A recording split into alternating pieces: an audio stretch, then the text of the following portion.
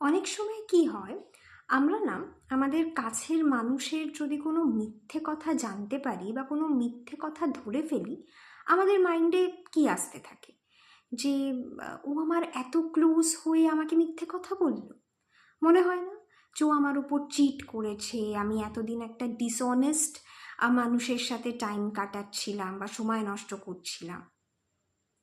But যদি আমি একটু ব্যাপারটাকে অন্যভাবে দেখি, তাহলে কখনো ভেবে দেখেছেন যে সেই মানুষটা অ্যাকচুয়ালি যদি সত্যিকারের একটা মিথ্যুক মানুষ হতো না, তাহলে তার মিথ্যে কথাগুলো আমরা কখনোই কিন্তু ধরতে পারতাম না।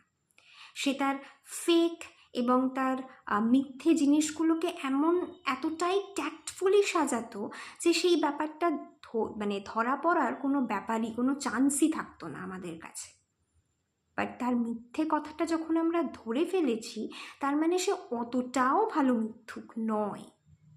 তাই নেক্সট টাইম থেকে যদি এরকম কোনো সিচুয়েশনের মুখোমুখি আপনারা হন, দেন প্লিজ এটা নিয়ে দুঃখ পাবেন না, বরঞ্চ এটা মনে মনে ভেবে হাসবেন যে সে কতটা বোকা। আর পারলে যদি আপনি মনে করেন যে তার সেই ভুলটা আপনি শোধরাবেন বা রেকটিফাই করবেন, তাহলে সেটা করতে পারেন।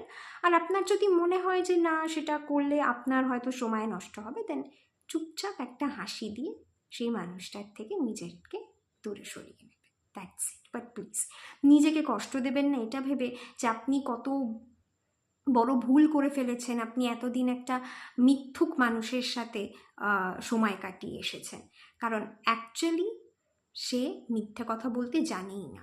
কারণ যে সত্যি সত্যি মিথ্যে কথা বলতে জানবে, সে কিন্তু এত সহজে তার মিথ্যে জিনিসগুলোকে আপনার কাছে ডিসক্লোজ হতে দেবে না।